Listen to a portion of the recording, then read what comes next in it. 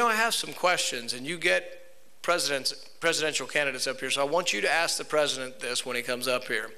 Where the hell were the Marines? In Libya, where the hell were the Marines? There were no uniformed Marines guarding our ambassador. What do you think the most dangerous embassy in our country, in the world is? It's got to be Libya or Iraq. Iraq, I think they've got 17,000 people guarding the ambassador. They're not all Marines, but there's probably several hundred Marines, but there's a host of armed people guarding the ambassador. He's inside. How big's the wall, JB? How big's the wall? 10 foot tall in the green zone? Yeah, we've got a fortress guarding the ambassador there. We didn't have any uniformed Marines. There was a 16-person security team. If the president comes up here, ask him, why in the hell did you send them home? They specifically requested to stay. Colonel Wood, who was head of the security team, said, he sent the cables. I want to stay in Libya because it's unsafe and the ambassador's unsafe. President says the buck stops here. Ask him, where in the hell were the Marines? Ask him, where in the hell is that 16-person security team?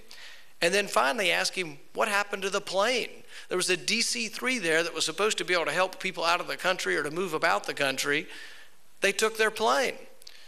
And here's the real rub. They took their plane on May 4th of this year.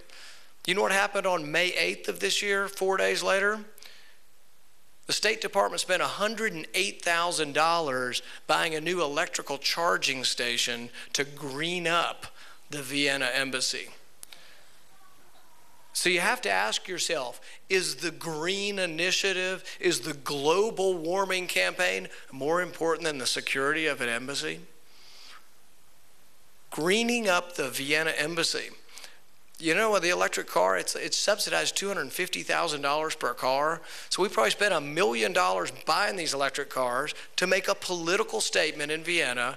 We spent $100,000 for an electrical charging station to show off how green we were, but we wouldn't have one Marine guard in our embassy. We wouldn't allow 16 personnel to stay in Libya. We wouldn't allow them a plane. But we got enough money to make a show of a very politicized agenda by the president. I think it's inexcusable, and if he says the buck stops here, someone should be fired.